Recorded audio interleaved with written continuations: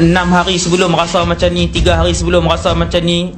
Tuan-tuan, semua tanda-tanda tu kadang-kadang tak jadi pun. Bahkan bukan kadang-kadang, kebanyakan hal tak jadi pun tanda-tanda tu. Tuan-tuan dengar lah elok-elok, jangan bergantung sangat dengan tanda-tanda tu. Sebab kita bila sakit, dia duduk tunggu, tak berkerut apa pun kat pusat. Dia duduk tengok kat dahi dia, tengok kat ubun-ubun, lepas sak tak berasa apa pun sakit teruk dah. Jangan tunggu. Kalau tanda-tanda tu adalah penanda muktamad, rasa tanda tu mesti mati, maka tuan-tuan, semua orang boleh buat persiapan. Kita tahu kalau lagi 5 tahun kita nak mati pun tak berasa dah nak makan. Tak ada, dia tak ada tanda. Saya nak bagi tahu, kadang-kala benda tu, tanda-tanda tu mai, tetapi banyak kadang benda tu tak mai. Saya nak bagi tahu, jangan tunggu benda tu. Lepas tu nak buat macam mana, Ustaz? Sentiasa bersedia untuk dihadapkan di hadapan Allah Subhanahu Wa Taala. Tuan-tuan, nak keluar ni, tangan saya ada boleh angkat semua ni sebab ada roh. Roh yang sudah bersemadi ni, dengan tulang belulang, dengan kulit, darah sebagainya ni, nak cabut keluar bukan benda mudah. Sebab tu kata para ulama, orang yang nak mati ni seperti satu orang yang sedang nak lemas. Campak apa pun dia capai. Sebab tu Nabi kata, bila dia dalam keadaan yang nak lemah, kita pergi bisik la ilaha illallah, maka la ilaha illallah tu lah dia akan capai. Dia sebut di hati dia. Tuan-tuan pernah tengok ataupun siapa pernah merasaikan kesakitan? Sakit ni, sakit kanser apa semua ni, dia rasa macam mana bila sakit teruk ni?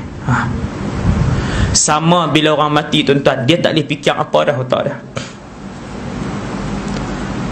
Mana dengan malaikat maut dah sampai, mana dengan dia duk ketak. Tuan-tuan berasa, memang berasa lah dekat-dekat malaikat maut nak ambil tu. Dah malaikat maut main duduk di kepala. Nabi kata dia akan duduk di sini. Kalau kita bentangkan orang nazak macam ni, malaikat maut bila main nyawa dia tu lah 8.30, 8.35. Ni 8.30 malaikat maut main duduk tang ni. Duduk di kepala dia. Kawan tak boleh buat apa dah, tuan-tuan. Kawan hak nazak tu, dia tak boleh buat apa dah. Dia tak, tuan-tuan nak sembang dengan dia, nak kata ni, lepas duk perangat dia buang di depan. Nak main suatkan sikit 2-3 mulut kot. Kalau dia boleh menyepak, dia menyepak dah 2-3 kali. Bang. Walaupun dalam hidup dia, yang paling dia suka, dia buat tu lah. Tapi bila nak mati ni, tuan-tuan, geran dia tak fikir dah, anak-anak dia tak fikir dah, isteri dia tak fikir dah, harta dia banyak mana pun dia tak fikir dah. Yang dia nak tangkap, benda apa yang dia dengar di telinga dia. Kalau anak-anak soleh ramai, anak-anak soleh ni lah duk pergi bisik pelan-pelan, ya, la ilaha illallah. Dia seperti sedang berada di satu lautan yang luas, yang air laut tu duduk tang ni lah. Dia dengar-dengar, dia capai, dia pun sebut la ilaha illallah. Kalau duk sibuk-sibuk tu, anak-anak, cucu-cucu menakan apa semua, hak di luar maharaja lawak, hak dalam duk main tepi tok tu, dia duk main game.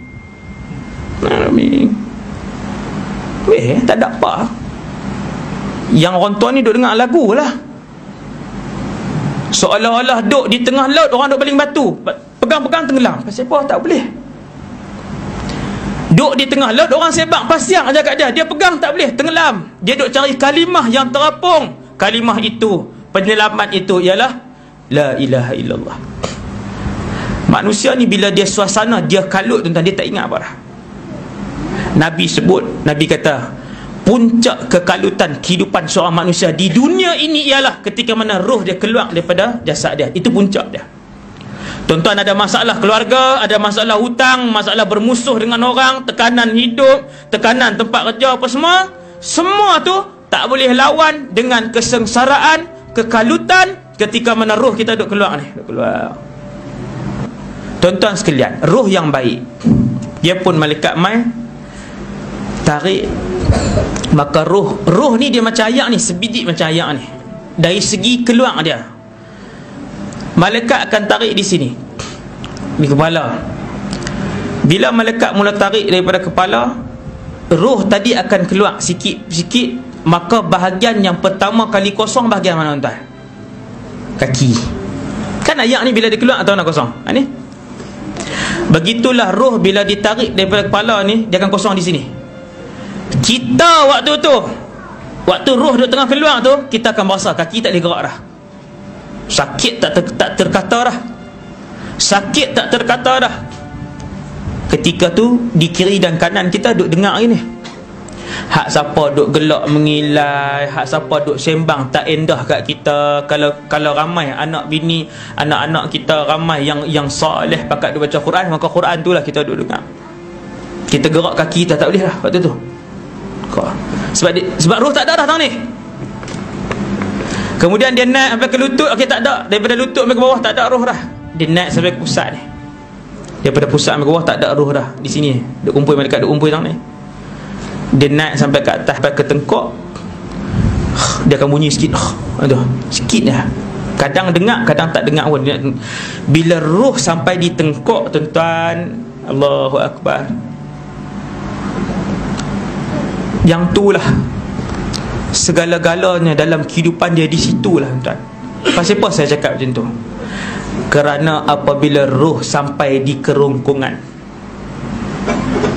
yang dinamakan dalam hadis sebagai keadaan ghargharah, maka ketika itu pintu taubat ditutup buat selama-lamanya. Untuk berapa juta tahun Ustaz? Tak, jangan tanya juta tahun, untuk selama-lamanya. Satu, ketika mana roh sampai ke ghargharah, si nazam itu akan mula melihat dua alam serentak. Waktu tu je lah. Yang pertamanya alam ghaib yang selama ni dia dengar, alam barzakh. Muka malaikat maut waktu tu nampak. Pom, tengok, Allahu Akbar. Tengok muka malaikat maut, tengok muka malaikat azab. Waktu tu juga dia akan nampak tempat tinggal dia di alam barzakh, sama ada satu taman, satu negeri Allah bagi yang luas, cantik, iaitu taman syurga, ataupun dia duk nampak dah daripada jauh lubang yang penuh dengan api yang menyala-nyala. Waktu mana tuan? Waktu duk tang ni. Bermulalah kesengsaraannya. Kalau dia mati dengan husnul khatimah, maka bermulalah kehidupannya yang penuh bahagia untuk selama-lamanya, insya-Allah. Tapi kalau yang dia tengok itu adalah api yang menjulang-julang, kata Sayyiduna Uthman ibn Affan, bermulalah episod kesengsaraannya yang tiada penamat.